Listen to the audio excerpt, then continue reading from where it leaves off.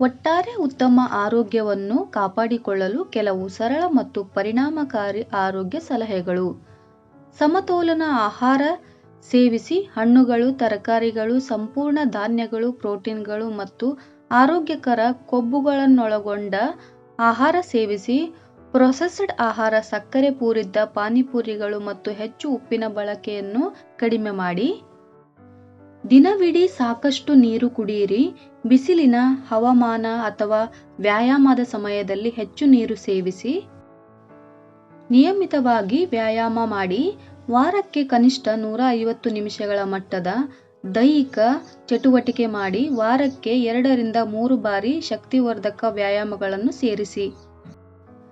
ಸಮರ್ಪಕ ನಿದ್ರೆ ಪಡೆಯಿರಿ. ಪ್ರಾಪ್ತವಯಸ್ಕರು ಪ್ರತಿದಿನ 7 ರಿಂದ 9 ಗಂಟೆಗಳ ಗುಣಮಟ್ಟದ ನಿದ್ರೆ ಪಡೆಯಬೇಕು. ನಿಯಮಿತ ನಿದ್ರೆ ಸಮಯವನ್ನು ಪಾಲಿಸಿ. ಒತ್ತಡವನ್ನು ನಿಯಂತ್ರಿಸಿ. ಧ್ಯಾನ, ಆಳವಾದ ಉಸಿರಾಟ ಅಥವಾ ಯೋಗದಂತಹ ವಿಶ್ರಾಂತಿ ತಂತ್ರಗಳನ್ನು ಅಭ್ಯಾಸ ಮಾಡಿ ಮತ್ತು ಕುಟುಂಬ ಸ್ನೇಹಿತರ ಜೊತೆ ಸಮಯ ಕಳೆಯಲು ಅವಕಾಶ ನೀಡಿ. ಹಾನಿಕಾರಕ ಅಭ್ಯಾಸಗಳನ್ನು ತಪ್ಪಿಸಿ. ಧೂಮಪಾನ ಮತ್ತು ತಂಬಾಕು ಉತ್ಪನ್ನಗಳನ್ನು ಬಳಸದಿರಿ. ಮದ್ಯಪಾನವನ್ನು ಮಿತಿಗೊಳಿಸಿ.